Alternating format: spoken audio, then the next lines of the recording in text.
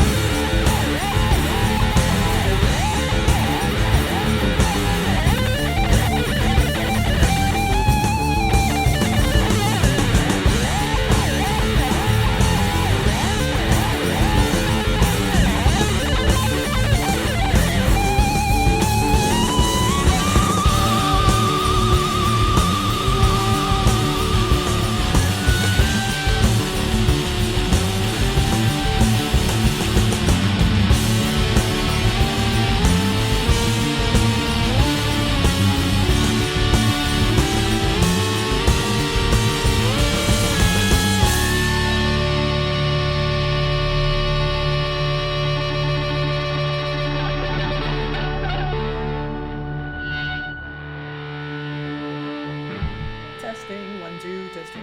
Is it working? Are we on? Okay. Yes, cool. Nice. And we're on now. It's recording. Oh, great. Okay, we're on.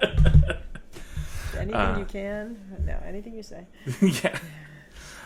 So, hello. Thank you for welcoming me into your home for this interview. Absolutely. Well, thank you for coming to my lovely penthouse suite, which has a lovely view. There's nice trees, you know. So.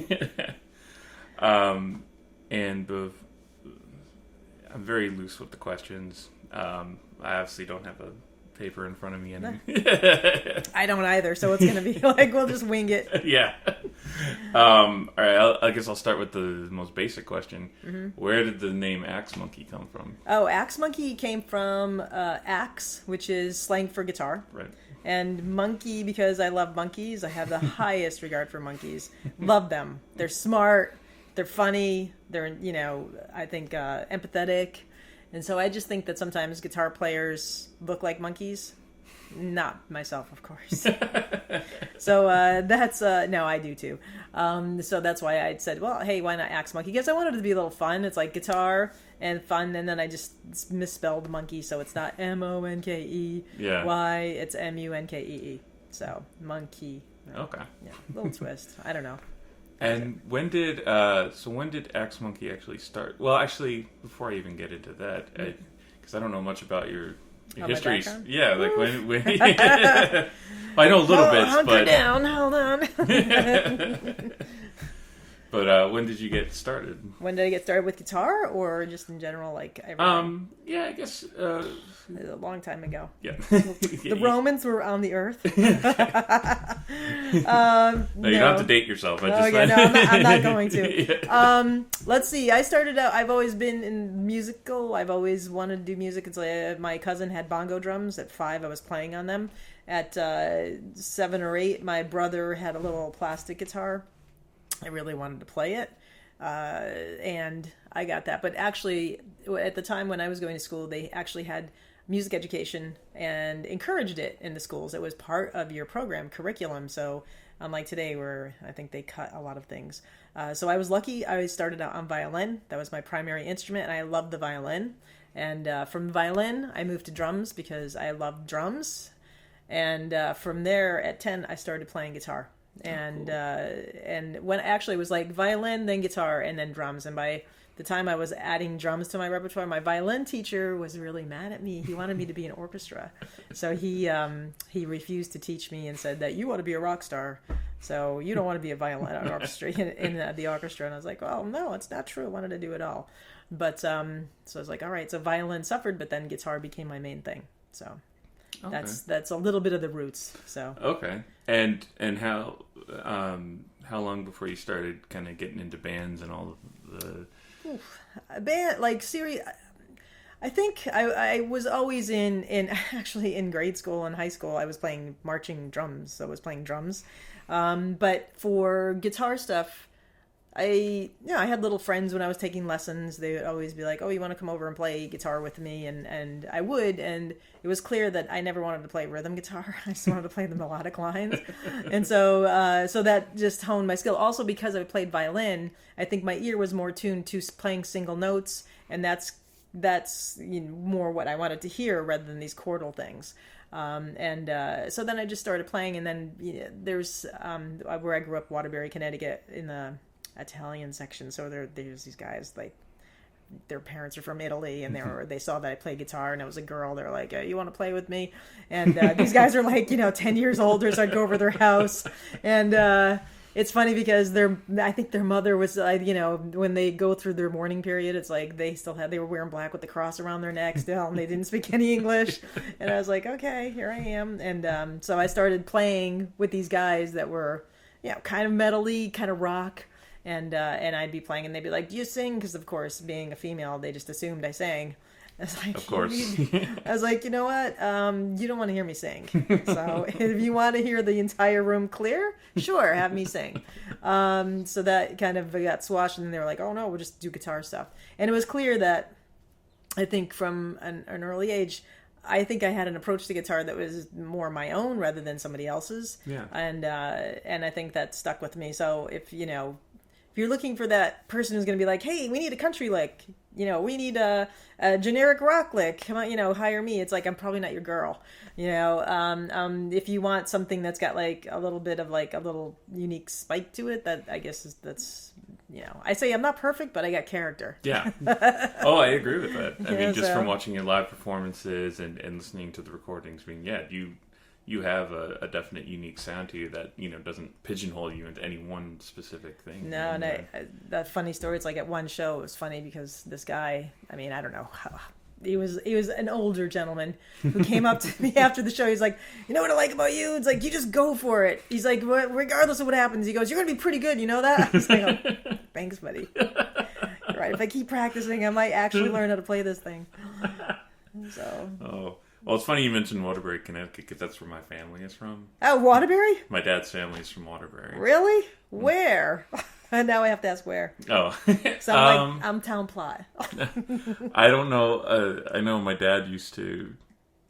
I mean, I'm from New Britain, Connecticut. That's you are? Yeah, that's where I grew up originally. Oh, my God. But I have friends from New Britain. Yeah. But I forget. I don't know the exact road. I know my dad's... The parish was Sacred Heart. Okay, Sacred Heart. So that's downtown Waterbury. Yeah. Yeah. Okay, so that's that was funny. So I know Waterbury, Holy Land just got redone. New Cross. Yeah, New Cross. I don't know what else they're doing up there, but they're revitalizing it. It's like, of course, because when I think a while ago I saw that they had those like weird roadside attractions, and Holy Land was one of them. Yeah. So, but now they've redone it, and I haven't been up there. I mean, it's totally a trip. I want to go see it because when I was younger, I would be like, oh, you can go. I mean, go check it out, and there was like a fun thing to do. And now they've redone it because it was really abandoned and left for. Well, roadkill, basically. Yeah, I think my grandparents took me there when I was a kid too. Yeah. I don't remember much about it other than there was something about a catacomb, and I was catacomb, and that scared the crap out of me. I was like, what does that mean? Yeah, that sounds scary. Yeah. And then the other Waterbury thing I can reference is: did you ever go to Phoenix Records? Yes. Okay. Yeah. Yes. Because that was our big source for music when I was in high school. Because no one else, you couldn't get anything. Right. Yeah, no, it's true. Awesome. Yeah. Okay. There's a Waterbury for you. Yeah. I don't even know if Phoenix Records is still there, but I don't think so. No, I don't think so. I think all those record shops kind of fell off. Yeah. So that's a bummer. Yep. But where can I get my overpriced imports now? Yeah. I don't know. Where can you get any of that? That's my main memory is getting CDs there that were like drastically overpriced because they were imports and you couldn't get them anywhere else. Right. And now you can get them anywhere for $10, and I was just like, ugh. Yeah, I know. I was like, who wants this? Yeah. Anyway, that was Waterbury. Yeah. Waterbury tangent. Yes. Okay, so what was so did Axemunkee come first? Was that kind of your main project, or did you go through a couple other? No, I went through a lot of things. Axemunkee is, I think, just who I am and will always be. So when I am 90 and playing at Ron John Surf Shop down in Boca Raton, Florida, or wherever that is, Cocoa Beach, I will always have been Axemunkee. Axemunkee will exist, or maybe I'll be in France. I don't know.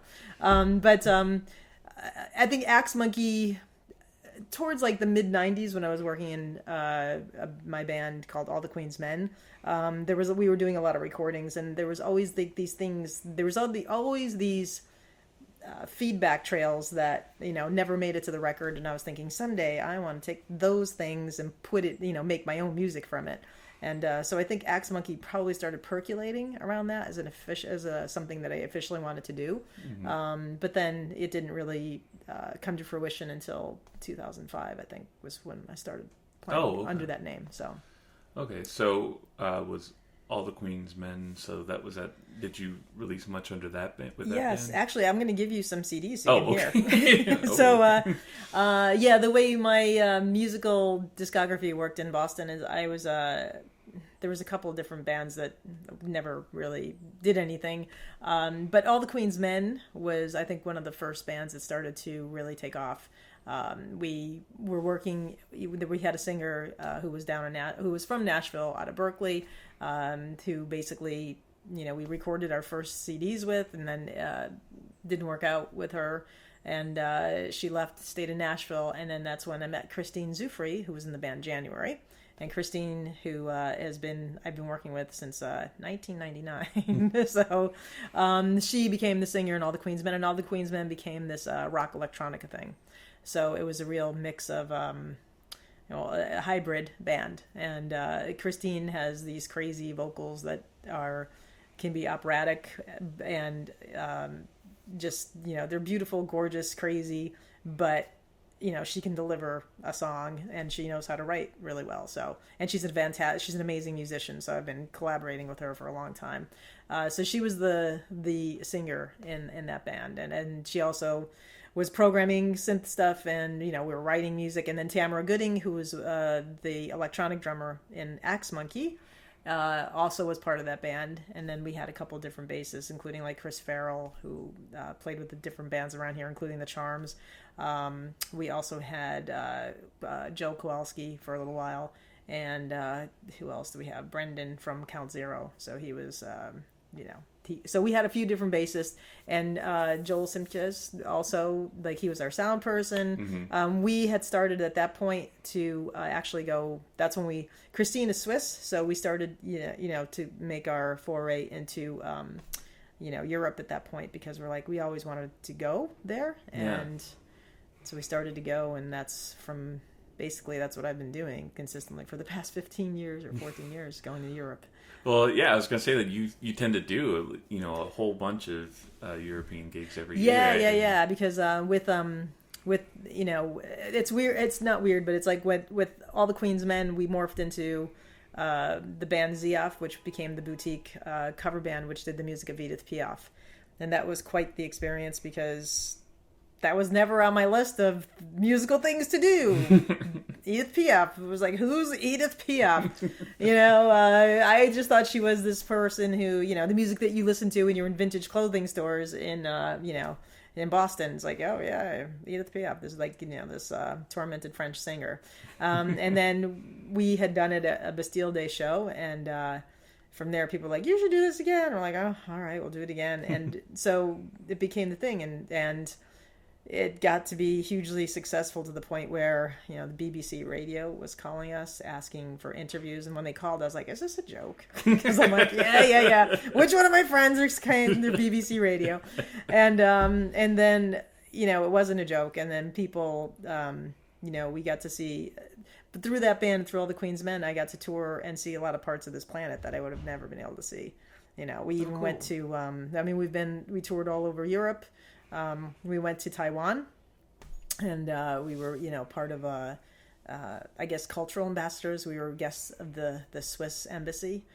So we were playing for diplomats, and even a lot of the shows that we did in Paris, we were playing shows at parties sometimes when the American ambassador to France was there. Wow. So yeah, it was like, all of a sudden it was like, huh? What? Okay. You're playing a club in Boston, and then playing at a club in Boston, and then we're like eating bonbons, shipping champagne on the Champs-Elysees at Phuket with people that used to be hanging out with Charles de Gaulle. So yeah, that was like, we're like, and I don't even speak French really. So for me, it was kind of like, Christine was the person who was supposed to translate everything. We're like, who is X, Y, and Z? She's like, oh, he's blah, blah, blah, but never really knowing the real story. And then, we'd find out all these things. And so one party we went to, this guy was, he lived near the Arc de Triomphe, and he invited us to his party. But before that, we went to his wine store, which was quite spectacular, because there was, the wine, it was obviously a place where you'd spend, 100 euros or something for a bottle of wine. And we were starving, and we had no idea that it was a media event, essentially, because there's one of the wealthiest women in France who owns a winery called, her name, I'll say it in English, it's Rothschild. Yeah. But in French, it was Rothschild. Yep. But I didn't know, so every time I'd be like, "Who is this?" You know, we were there with some Rothschild, and so my French friends were like, "Who's Rothschild?" And then they were like, and then this woman was being interviewed the next day on the radio, and she's the Baroness, you know, and we're like, it's like, you were at a party with her? We're like, yes. And then some fashion designer who was from China, it was like, there were like opera singers and, you know, all these people, the people that all the champagnes, the fancy champagnes, you see, their names were on the seats at this private party. And we were like, we were dressed like jeans and everything, we didn't know. I was like, okay. So those are some of the experiences with Ziaf, you know, and then, you know, from there it's like, I mean, we just had, I always tell people, it's like, if you can travel, and if you can travel doing something that you love, it's really amazing. Yeah. And for us, especially, you know, we were a multicultural band in the sense that, you know, at one point, you know, Christine, of course, is Swiss. We had 2 Americans, and at one point we had a Japanese or a Korean, you know, piano player. So the people that we had involved with the band, it's like, when we would go to these places in France, sometimes we would play in places where no Americans had been since the war. Wow. That was weird. Yeah, that is weird. And people, the last Americans that they saw were like probably from World War II. And so when we were some of these places, we were doing this music, which brought them back to their youth. It was like really tough gigs because you're like, oh my God, this is like this real, yeah, you know, get to see, because sometimes we play, you know, at a theater, but then during the day, if we had time, we would go and play at a pensioner's place, you know, and that's where these people, they couldn't go out anymore, you know, because they were like, you know, 80, 90, 100 years old, but they remembered the music, and to see them and how they reacted to us was really like, you're like, you know, because you play this music and you're like, oh, whatever. And then when you see how when people actually have those kind of memories, it's really like strong. And then you realize, oh, what I'm doing is actually kind of important. It's not just, I should take it more seriously, because, you know, as much as it just gives you a perspective of like, okay, wow, this is like, that does mean something to people. That is cool. You know, and that makes you like think about what you do a little bit differently. So. Oh, that's cool. Wow, I didn't know all that. That's a long, but that's like, but it brought me to, I mean, in addition, Axemunkee also kind of came out of that, because whereas that was a cool experience, you know, for me, I'm a rocker and I needed to play loud, because doing that kind of stuff, it's like, you're very much, it's like you're the accompaniment to a singer, and you know, it was great. We didn't do traditional PF, because most times when you do that stuff, you're with an accordion or a piano player. Yeah. And we had whittled it down to like voice, guitar, and drums. So just doing it like that was very different, you know. But that meant there was a lot of pressure on me, because I'm like, I'm not a jazzer. Yeah. So you're not going to hear like, oh, those pretty little jazz chords. You're going to hear like, this is me. Oh, here's some jazz chords, but here's the rock chords too. Yeah. And so it was like definitely a little different twist. And I think people, like, especially the French, we were treated like queens, absolute queens everywhere we went. So, and regardless of what people thought of America, because believe me, when we were going there, it was like the war had started. Yeah. And people were like, what's up? You know, they acted like I personally knew George Bush. And like, you know, you got to tell him to stop doing this. It's like, we're affected. I'm like, okay, I'll give him a call. You know, and then they're like, you know, what's wrong with him? You know, the first time that he got elected, you know, people were like, you know, then we went to the war. And, you know, people were like, they couldn't believe it. But then the second time he got elected, they're like, what is wrong with your people? I was like, I don't know. I don't know. I didn't vote for him. It's like, can you tell him? I was like, no, once again, I don't have access to the White House. You know? So I could try, but the most I could do is vote. Yeah. You know? But it's really interesting, and it's also, you know, I mean, I'm going off on all these tangents. That's all right. But it is like, from a cultural perspective, I've been given opportunities that I think I treasure, because they're unique, and you know, I kind of was let in on the inside, because I didn't travel as a tourist.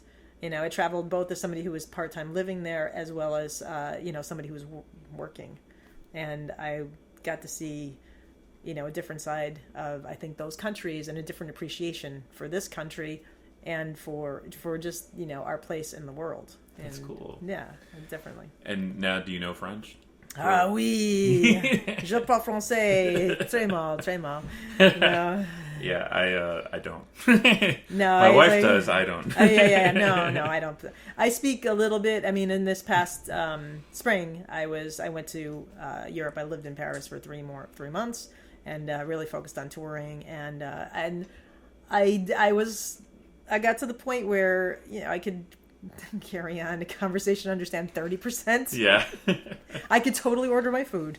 Okay. I could absolutely introduce myself at a show and introduce the songs. But beyond that, I mean, and people did want to talk politics, sometimes. And I'm like, okay. Yeah. We can talk a little bit, but, there's only a certain point, and then other points people would be asking me questions. I was starting to say yes to things that I probably shouldn't have, and people were like, "You know what you just said yes to?" I was like, "No, that's not what I understood." So those things happened a lot, but.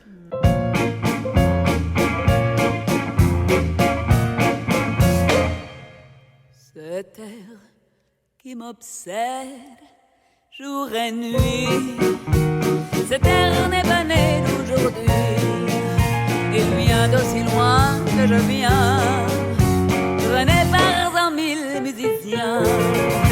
Un jour cet air me rendra folle, 100 fois j'ai voulu dire pourquoi, mais il m'a coupé la parole, il parle toujours avant moi, et sa voix couvre ma voix.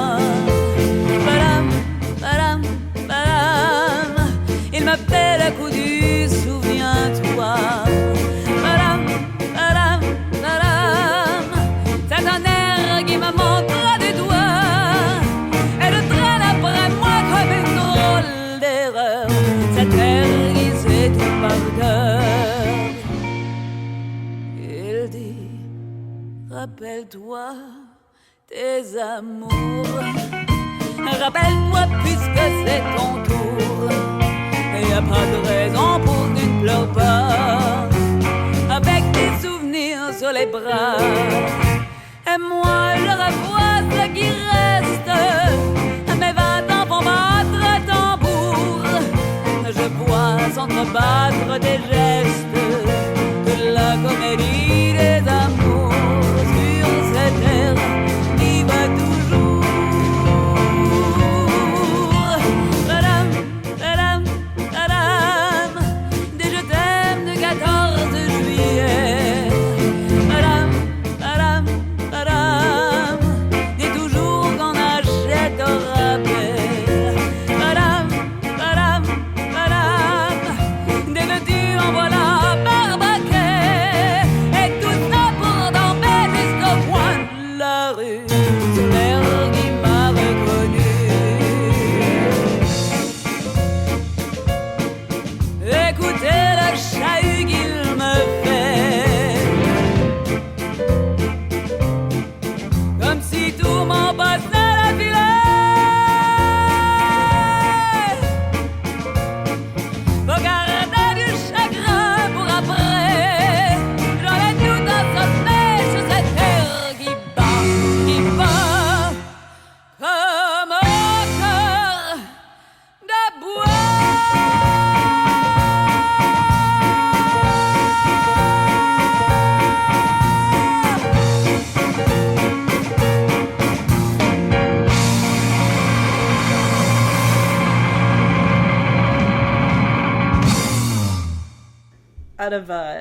Out of Ziaf, Axemunkee was starting to percolate, and then Axemunkee, there was a little crossover because Axemunkee was playing, Ziaf was still playing, but then after that, I went through my phase of I just want the guitar to be the voice. Right. I want my voice to be heard, and I want these songs to be coming out, and that's what I wanted to do. So, and that's what I did.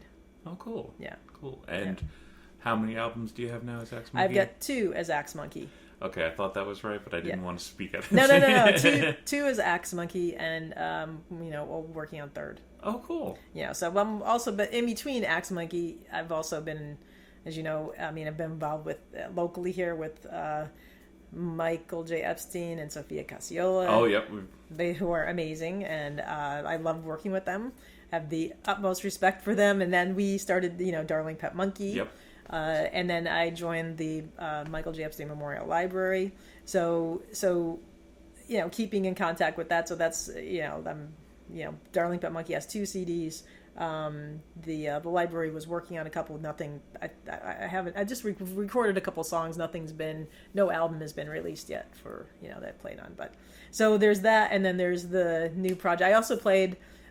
Christine Zoufri released a CD called Mary Zoo. Her band is Mary Zoo in France, and she's who I work with. So I played on her CD last year, and then she released it this year. And then, of course, the Bring Us Your Women is the next thing. Yeah, that was the thing I was going to talk about. So yep. we can talk about it because you're now relaxed. You're not as under pressure. Yes, not under pressure to be like, hi, can I please ask for money? Yeah. If you still want to donate, you can. No. Yeah. So explain that the Bring Us Your Women thing, because I got a little bit of a sense of it, but I figured I'd wait for you to explain the basics of it. It's a homage to women, divinity, and freedom. The idea came out of all the times that I've been in Europe and spending time in Europe and just seeing all these magnificent structures and churches and things like that, and just wondering, wow, how are these things? It almost makes you want to believe in something. I'm a Catholic, lapsed Catholic. Same here. Yeah, but I think that obviously the religion and spirituality, they're kind of 2 different things. One I feel is a corporation, the other actually comes from something internal. Mm-hmm. And I think that some of these tenets of religion probably came from the spiritual aspect, but then as an outgrowth to control people and to just be in charge. I think that's religion became this omnipresent thing that is not really healthy for the planet. Right. I mean, it's just, I think obviously we're still fighting wars about it. We're still fighting politics here. It's ridiculous. So it's not really the basic tenets, which is supposed to be, I think, are just like, be nice to people, be kind to people. Mm-hmm. I think if every religion supposedly has that as their basic tenet, well, somebody's religion's not following that. Yeah. So where's the miscommunication? If we're all kind of like in general agreement, yeah, that seems to be like gone. But I think for me, like seeing these structures and going to places like in Rome, seeing the Vatican, saying St. Peter's Cathedral. It's like when you walk into that space, they designed it so that there would be like this shock and awe. And it is shock and awe because you walk through it, you're like, my God, when was this started? Mm-hmm. And you think, we can't even build a building that's like stands up straight. And these people were building these, beautiful, the art, the building, it's massive. And it is the place where you're like, yes, I want to believe, Yeah. And then, some of the other temples that I've been to, just different places on the planet. Like when we went to Taipei, we got to visit some different Buddhist temples. And it's funny because when they were our hosts were taking us in, they're like, is it okay that we take you in here because, based on your religion? And I was like, don't worry about it. I can go anywhere. It's okay. Yeah. I'm curious. I want to see your building. Take me to your building. Yeah. So it was just, they're magnificent and beautiful structures. And it's for me, I think, okay, there's all these different things. And so these stories just got me thinking. It's like, well, what about what's the common ground here? And then let's find the common ground, and then let's find these stories and not take it about all the guys that you always hear about, but what about the women? Because I felt politically in this country, especially what was happening, was, everything you mention about women, it's like, oh, you want a bridge? Well, we're going to have to cut your birth control. Oh, okay.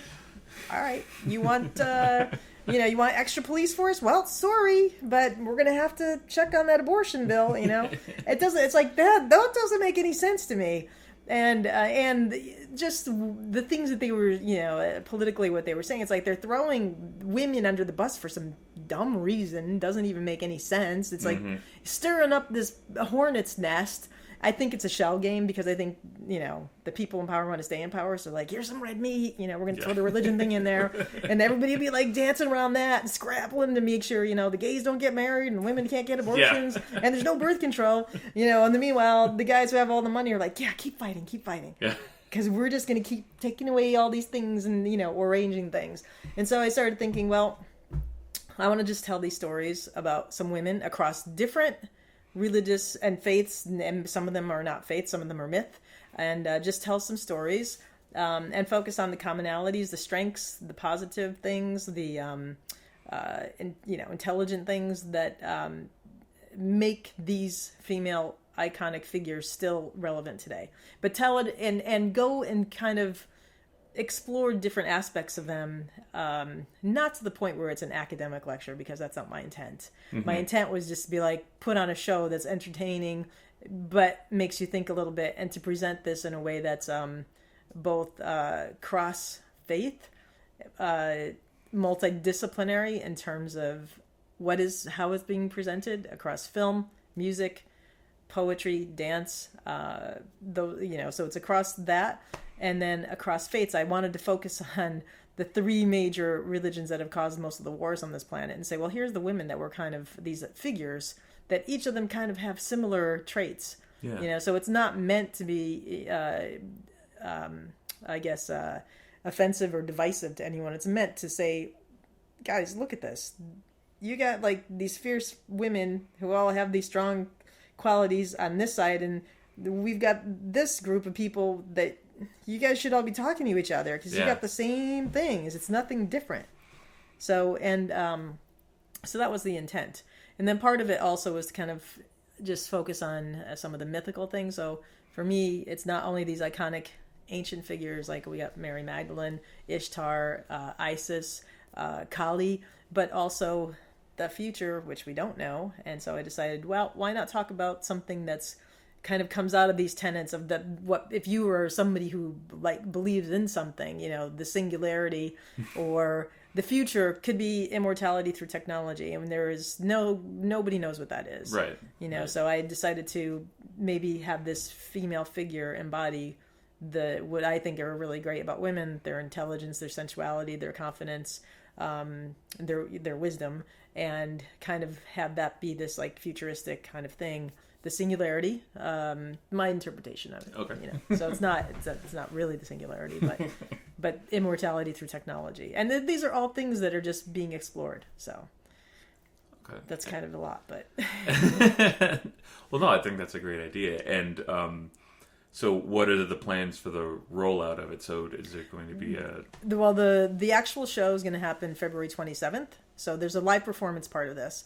The movie part is happening now. I've got filmmakers lined up from different places, so that's the other cool thing. So the cool thing about doing this Kickstarter, and why I'm happy that so many people are involved, is that me, as a single non-corporate person who is not rich at all, but I just am passionate about this project, and I'm also passionate about the people that I work with and meet that I think are so cool. Yeah. And, well, how can we, in a small way, like connect people, and connect them on this creative project? So I met people in France that were filmmakers, and met people, through, 10, the movie that we did. I did the soundtrack for. Going to Louisville, Kentucky, met some filmmakers there. And so I just decided, well, I'll throw out this idea, and Mike and Sophia, that was under their advice and prompting to say, well, for this project, why don't we make it a film narrative? So we're going to have these little mini music videos which will accompany the live performance, but also will stand alone as a DVD. So it'll be like the films will be the narrative for these stories. Oh, wow. So so each of the songs will have, there's three elements. There'll be like the song, the film, and then the live component will have, a dancer interpreting the music and the story. And so the first idea right now is I'm working on the music. Okay. Getting all the arrangements done, and making sure that they're tight and ready to go to record. And then contacting all the filmmakers who have their iconic figures, making sure that the lyrical content and the vision of the story for the iconic figure matches what they're going to present. I'm not telling them what to do, but I'm just telling there has to be some kind of like agreement, because we don't want to be like, oh, okay, I didn't know that you were going to take that aspect because it has nothing to do with the song or the music. So it's really, I don't know how this is going to work out, because part of it also is for the live performance that during the live performance, I want it to work like a symphony, whereas when you write a song, sometimes there'll be a guitar, sometimes there won't. So my idea is visually for this production, sometimes you're going to be focused on the band, sometimes you're going to be focused on the film, sometimes you're going to be focused on the dancer. Okay. So I've never done this before. I'm telling you right now, I don't know how it's going to work. Well, that's the exciting thing about trying something that's with this kind of scope, is that you've never done this before, but the idea is strong, and and the fact that you have a lot of talented people involved with you, but also that you were able to get your funding through the Kickstarter. My God, which that was a cardiac arrest. Yeah. I've heard that about Kickstarter campaigns, that they give you panic attacks every day until it's funded. And I was trying to be cool. But I was thinking, I'm not going to do this. There's no way this is going to happen. And then at the last week, I was shocked and amazed at what happened, and people started retweeting. I just want to say that there are so many people involved in this production, and everybody was pulling, but people definitely went above and beyond. Like the people that were working, not only with the production, but friends of people started retweeting and contributing. And then at the last 3 days, the last week, and I was like, I cannot raise $5,000 in 5 days. No way. And I was totally, absolutely humbled and grateful, and really, I really don't know. I'm overwhelmed with how it all wound up and how people came out and really supported this. Yeah. Really, it was like, it was kind of, I was in a shock, because I didn't think it was going to happen at all. And I was like thinking, okay, well, I guess I was really planning my plan B, which was, okay, I guess we'll do it for free recording. It'll be like, we'll put the mic in the room. All the ways you can. But now that doesn't have to happen. So, yeah. And one thing I was going to ask about too, did it also kind of come out of, I guess I'm not very in the Boston scene too much. Like, I'm not always around everything like that, but it seems to me, as a viewing from the outside, that there is a very strong emphasis. There's a lot of strong female performers, musicians, artists, dancers, writers, all involved. Did that kind of... No, it was weird for me. Not weird. I think my idea was not to just have it be like, I didn't want it to be a women-centered thing, because I want this to be an every person thing. Okay, and I think the test run of this, I think people understood that these individuals just happen to be women. And that's what it is. I mean, even though I'm focusing that, yes, it's definitely female characters, but you wouldn't go to see a show that had like Abraham Lincoln and George Washington and be like, well, there's a lot of strong men in there. It was really awesome.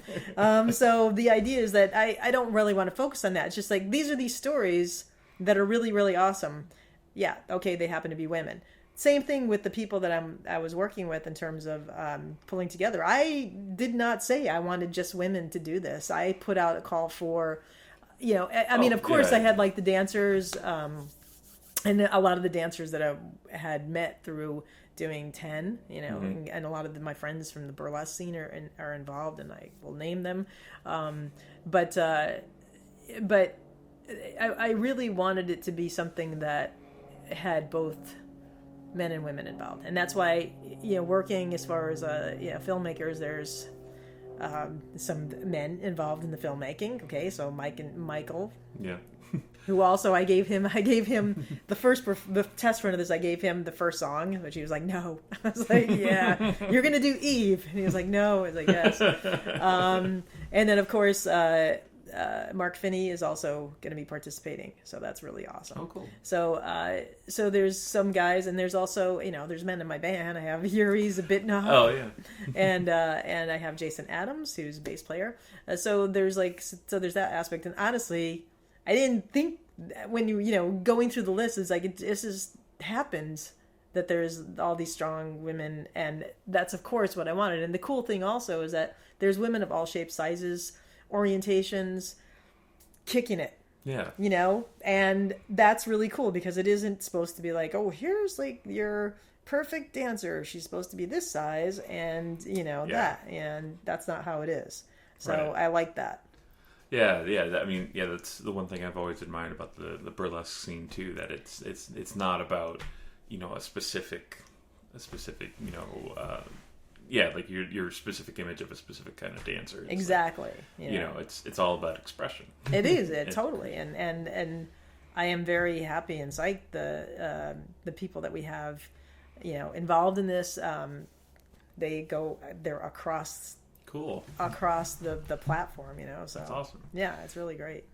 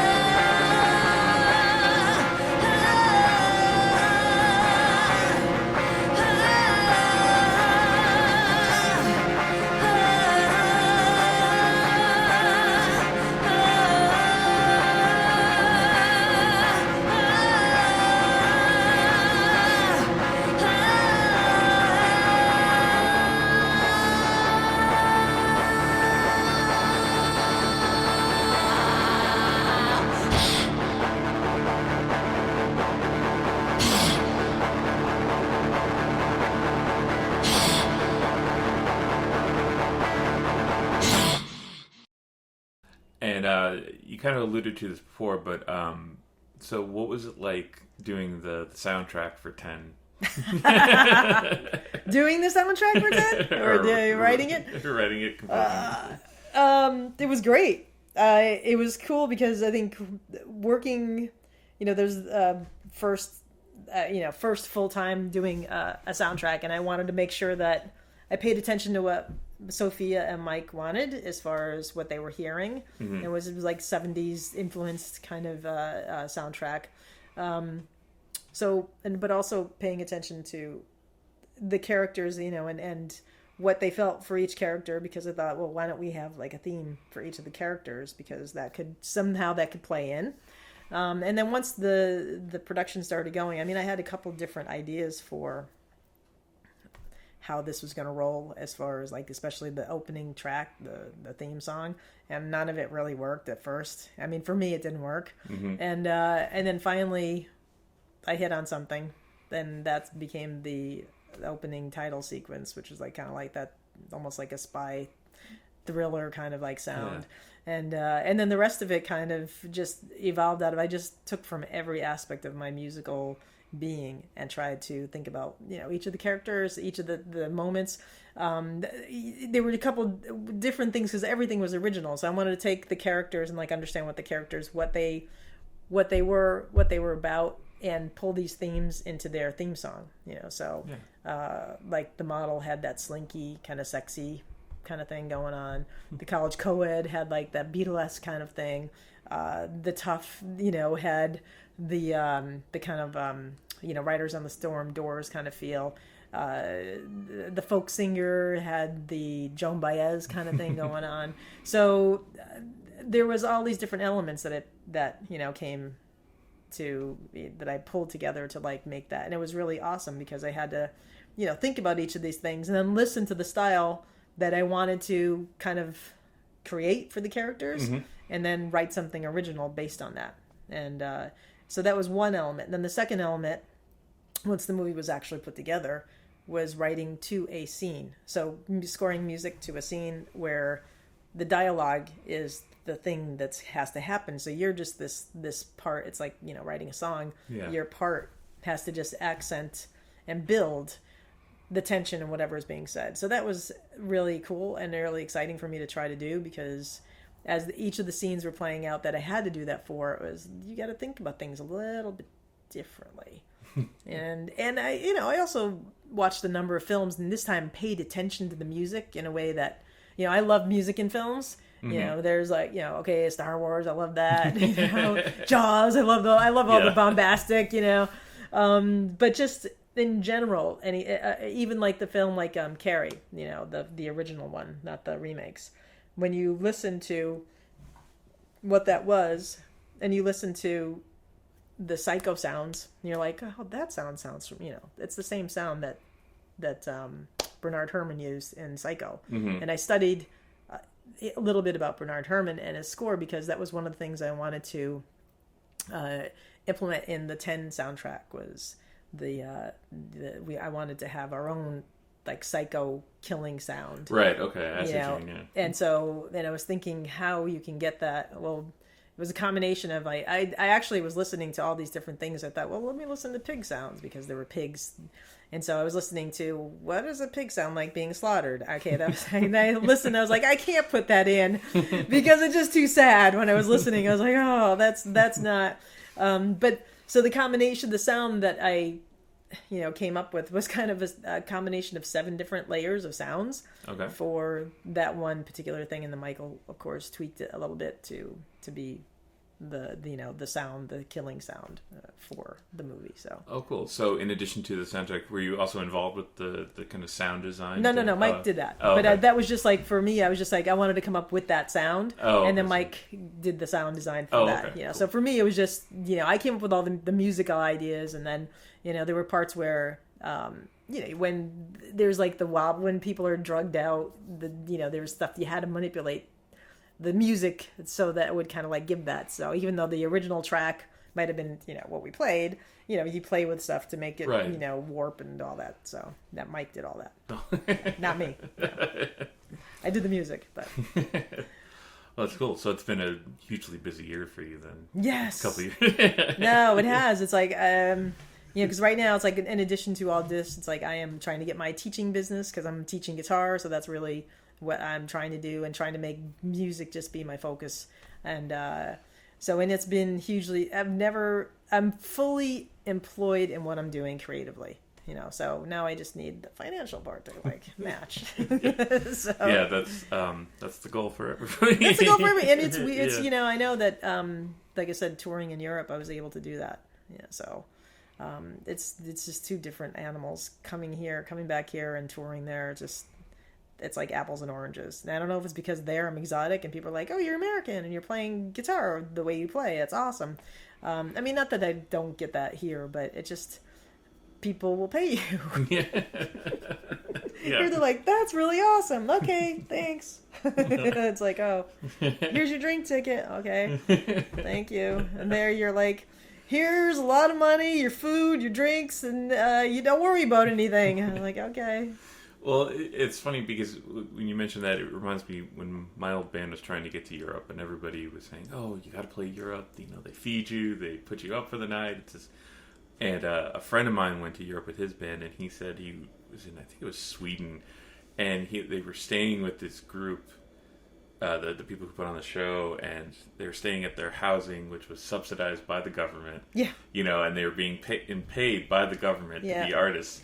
And he said the entire time there, they were just bitching about the government. They're like, "Oh, our government stinks," and he's just like, "What are you talking about?" Yeah, no, I hear that too. Yeah, it's like, come to our country and see if you can do what you do. You can't. No, you can't. No, it's true. It's just different. And like I said, for me, I can't say that. I mean, I think it's changing everywhere. I mean, because in France, I have friends who are artists, and they are on the artist status, but you have to play a certain number of shows per year, and then but the government is like changing it. It's not so, it isn't the way it used to be, so they're kind of like some places they're saying, even in France, they may want to do away with it, which to be more like America. I'm like, don't be like America. Don't let your culture like go down the tubes like ours has. I mean, our artist programs, I mean, they exist, but it's really a struggle to find them or to get funding, or it's just a different, I mean, you can't even compare. It's like apples and oranges, really. So but well, one other thing that kind of popped in my head when you were talking about it, when you're going back to the Ziaf thing, so when you're saying the original arrangements for these songs included the accordion and they were full orchestrations, full orchestrations, like orchestra. So how did, when you, stripping it down to just guitar, what did you do to draw on that? Did you kind of just break it down to the chord progression? We had I mean, when the original ZF, when it started, there was 4 people. So it was Christine, Tamara, Carol Namkun, and myself. And Carol was the piano player at the time. She was instrumental, and she had a great ear, so she would really be able to like pare it down, and Christine also. So they would be listening for the chord structures, and sometimes for me, it's like I'd be like, this is really out of tune with my guitar. Yeah. So that's kind of, and then we all work together on terms of like, okay, what works and what doesn't.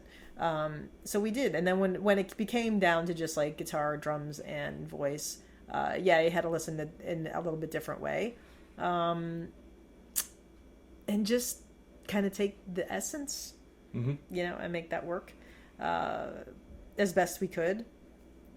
Then it takes a phenomenal singer, I think, to pull off this and not make it, because Christine, she didn't grow up listening to Piaf, so it wasn't like she was like, oh, I can't wait to do this. It was more her drawing from, and in each of us, I think, just drawing from what the songs were about and what she was about, what Piaf was about, which I think she was more of, my limited knowledge of her, I think she was more of a rocker. I mean, she had a tough life. She grew up in the streets of Paris.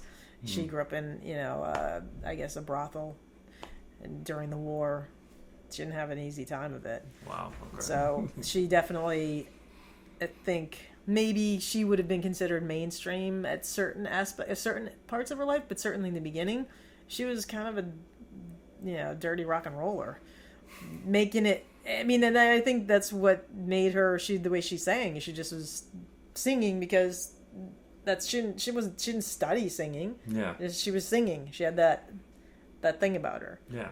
And I think for us, we didn't come from that culture, so it wasn't like we were trying to make it be, oh, I can't, put her on a pedestal. It's more like, I see the rock elements of her, so I'm gonna take that and not take these sweet jazz things that was like, it was like sold to the masses of, Okay. So, and I think that's what we did. So yeah, this stuff is, it's like getting your PhD in music.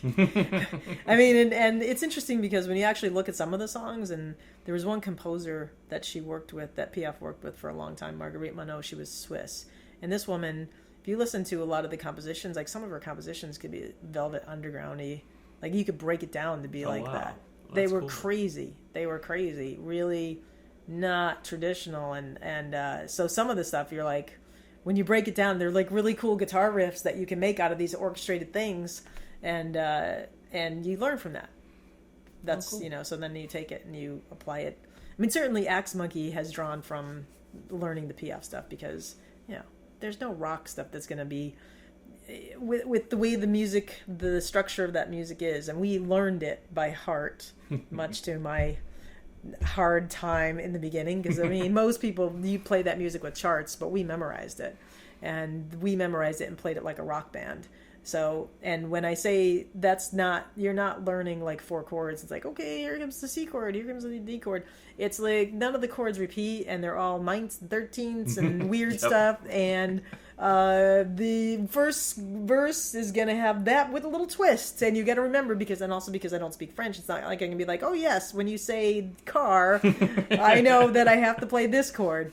So people, you have to just memorize it top to bottom, and it was not easy, And then Christine and I still, when I went to Paris and when I go to Paris, it's like her and I now kind of strip it down to 2 guitars, and we play a duo, some PF stuff. So. Oh, cool. Yeah. Can't get away from it. It's like the mafia. Every time I try to get out, it pulls you back in. Like, and then the other question I have to ask: where did the light box come from? I have Matt Lampert to thank for that. He's like, you need to stand on something that's like, and I was like, oh, okay. So a friend, Dave, this guy Dave, was like, oh, she wants a light box. I can make her a light box. It's really easy, So he just made the light box for me, and I was like, oh wow, it's like, so it's cool because I get to stand on it. It provides light. It's also my own little light show, and it's awesome.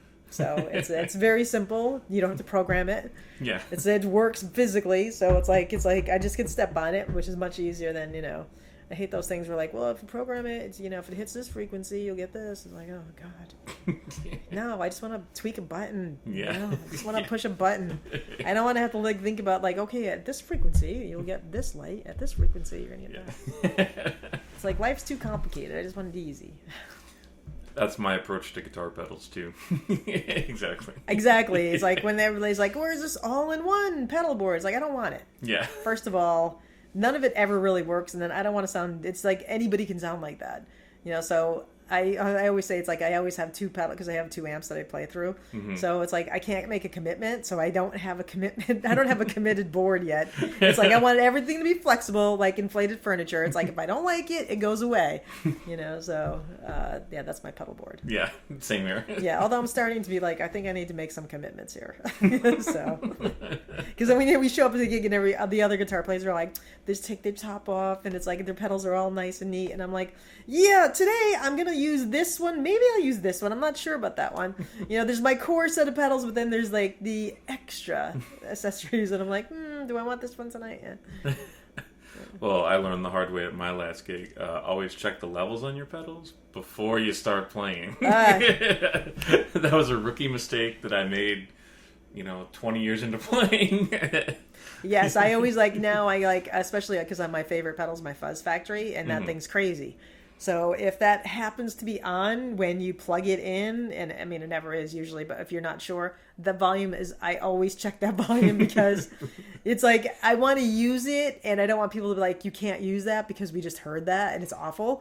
So if the volume's down, I can tweak with it at a low volume and then I surprise people. I was like, oh, look, see, it's nice. It's a nice Fuss Factory.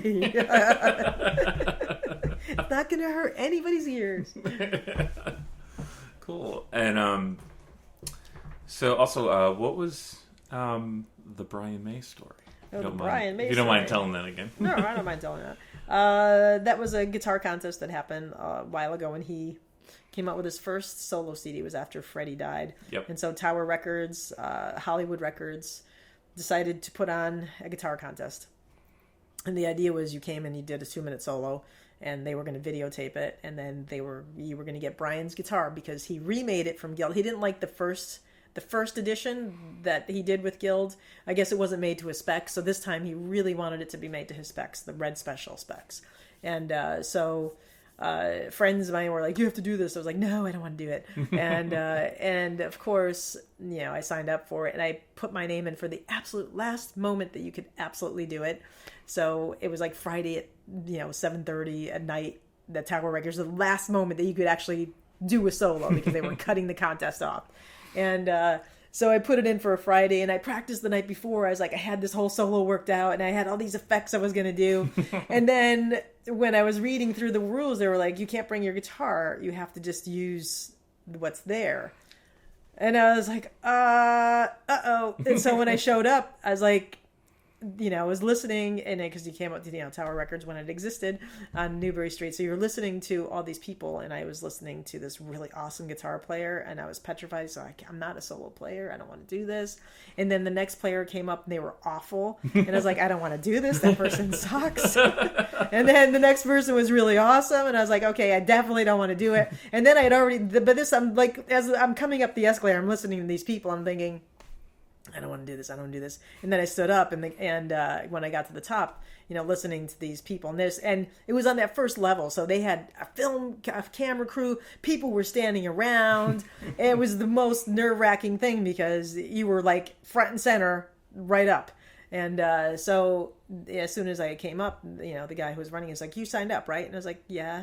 He's like, "Okay." He goes, "Well, you're up." And I was like, "Okay." So I was looking at the stuff, and I was like, "So can't use any of my pedals?" Or like, "Nope, you just got to use this guitar, this amp." I was like, "Okay." So it was a Guild guitar, no effects, nothing. Oh, wow. Clean. And I was like, "Okay." So I sat down, and I was so nervous. I didn't know what I was going to play. I just started playing. And I was like, and they allowed you a 10-minute warm-up. But as soon as I started playing, he said, "You're ready." And I was like, "Ready for what?" He goes, "We're videoing you right now." And I was like, "Oh," I didn't even pay attention at that point. I just started playing, and I'm like, I have no idea what I'm doing. I'm just going to play. And I played, and I just came up with something on the spot. And then I was shaking when I was done because I was like, okay, that was awful. And he was like, "Okay." He goes, "Did you give me your name and everything, right?" And I was like, "Yeah." So I was like, okay. I was so nervous afterwards. I actually walked into the folk music section, which I never, ever be caught dead in. So I was like trying to get away from everybody because people were like standing there and they were clapping. And I was like, and so I was like shy. So I was walking away, and I ran into the folk section figuring nobody will see me in here. And one of the employees that worked there at the time, who became my drummer, Jeff Chase, followed me, and he's like, "Hey, I've been here all week." He goes, "That was really good." I was like, "Yeah, okay, thanks." It's like, "Thanks a lot." He's like, "No," he goes, "It really was." I was like, "Yeah, sure." And so a week later, I got a phone call from Tower Records, and they were asking me, it's like, at first they called me, they were like, "So, what do you think of, do you like Queen?" I was like, "Yeah."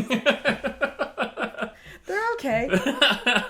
They're like, "Okay, what do you think of Brian May?" I was like, "Oh, he's an amazing, he's a great guitar player." They're like, "Oh, I hope you really like him because he picked you to get his guitar." I was like, "Oh my God, no, Brian, he's awesome. He's an amazing guitar player." And I was like, "Queen's not bad." But I absolutely loved Brian because I read, he was on all the guitar magazines at the time. Mm-hmm. And I appreciated who he was because I like the fact that he's a scientist and he's an artist. Yeah. And he's got that both sides, and I appreciate that, because it's not, and all of Queen was like that. It's not just him, but he, especially being a guitar player, and I had a new appreciation for his way of approaching guitar and what he did with this guitar and all his parts. Yeah. And so of course I was like, are you kidding me? Really? You picked me? I've never won anything in my life. And and then I met him at Tower Records, and we did this big, record signing party. Guitar. He presented me with the guitar, and he was there signing autographs, and there was a line out the door down the street, and I remember meeting him because, there was photos, we have photos taken, and he was kneeling down next to me when the photos were because he's 6'4" and I'm not.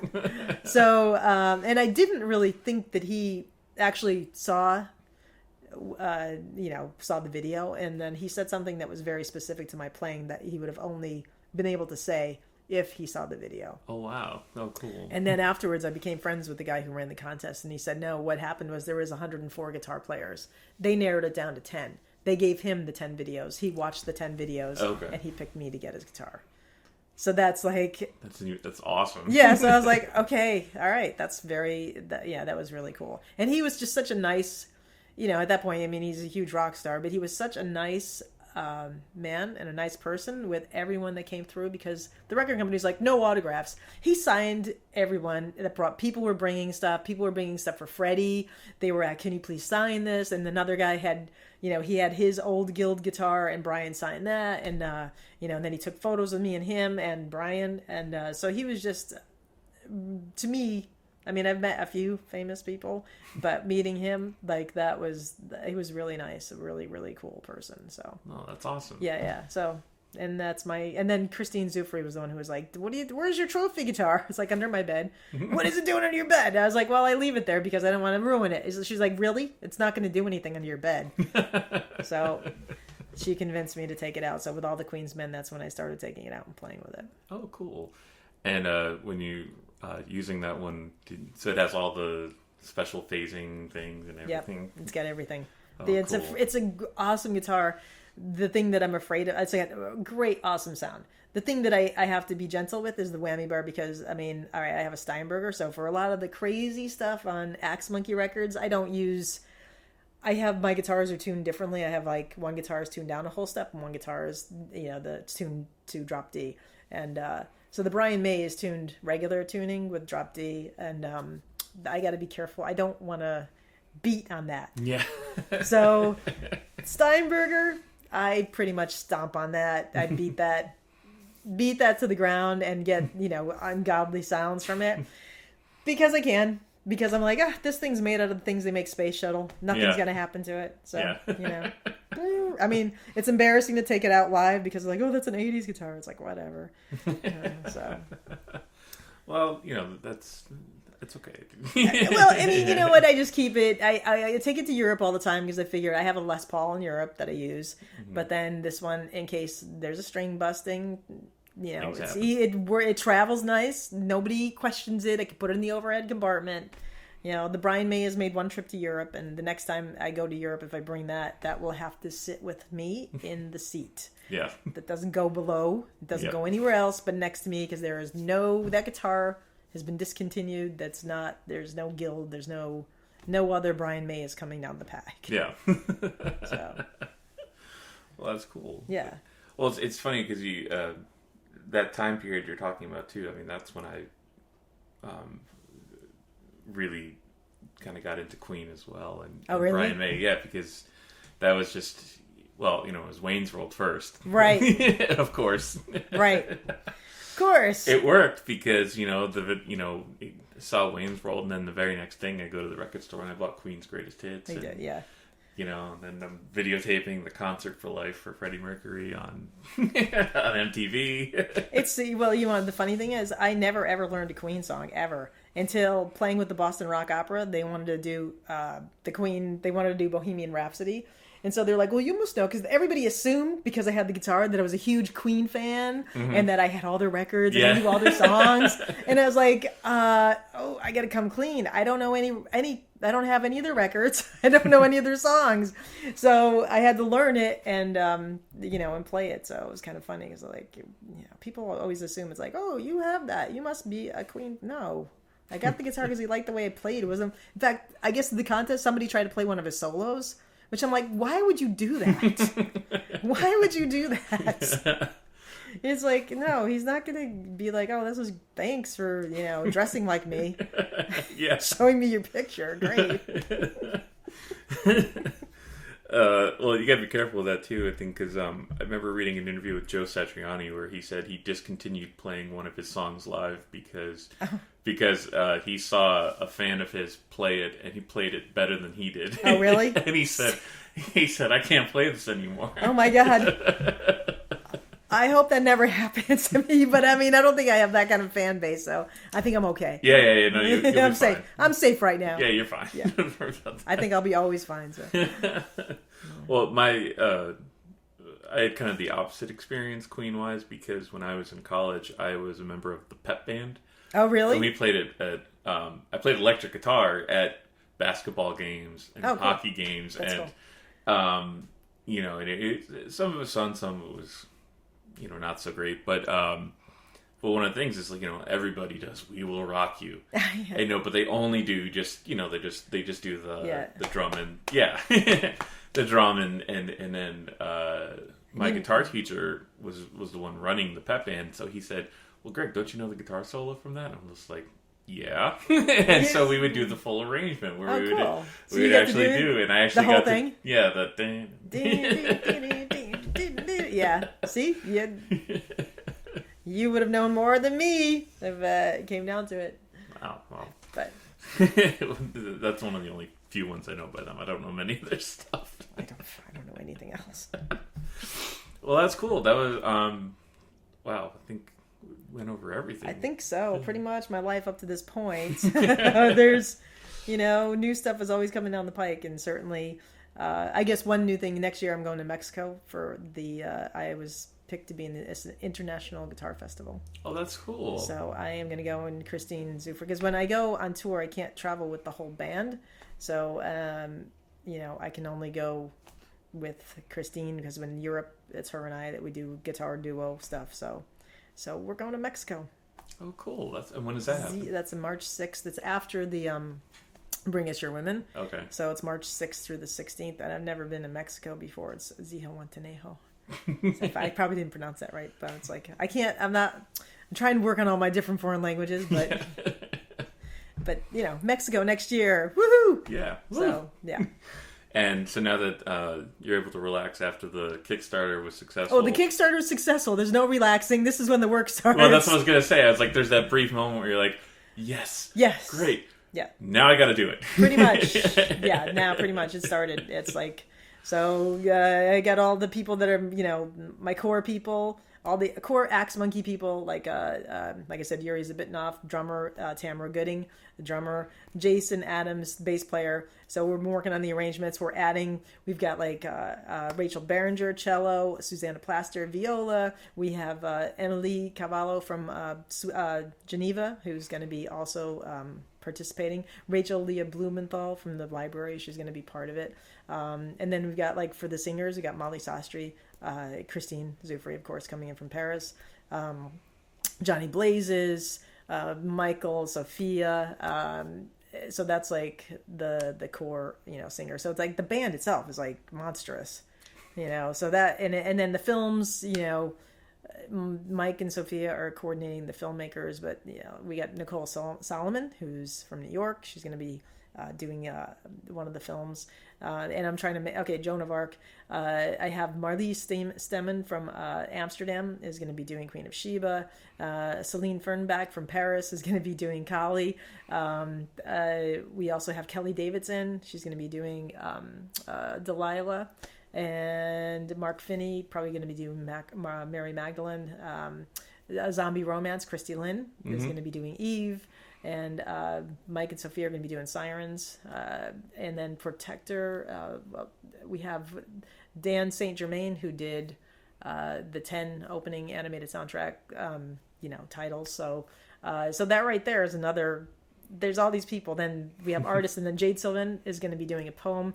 Megan Chiampa, Kristen Scher, and then the dancers like Honey Pie, Jane Doe, Xian Wei, Alex Mortis, who's in Magnetic, Porcelain Dahlia, Jane Allard has got a bunch of people that she's coordinating, Maggie Maraschino.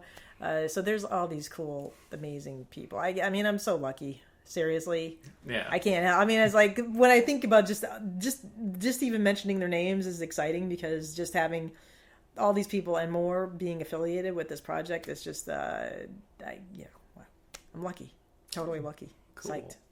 So well, that all sounds awesome. I mean, thank you for taking the time to talk about it all. Thank you for letting me talk for this amount of time about myself. I really appreciated it. That's what I do. This is what it's for. Yeah. Hopefully won't bore anyone. No. And where can people find your music? You can find it at axemunkee.com. So AXEMUNKEE.com.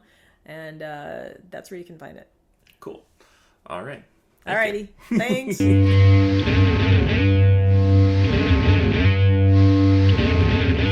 You want me?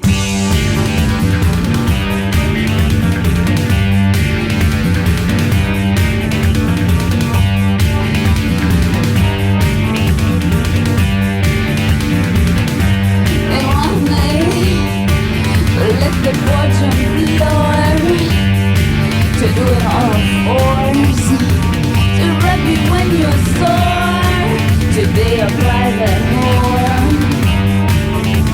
Where's integrity? Where is honesty? We think that we are free, but are we really? You want me to watch you on TV? I believe everything I see, to give you all my money so you can live tax free. Where's integrity?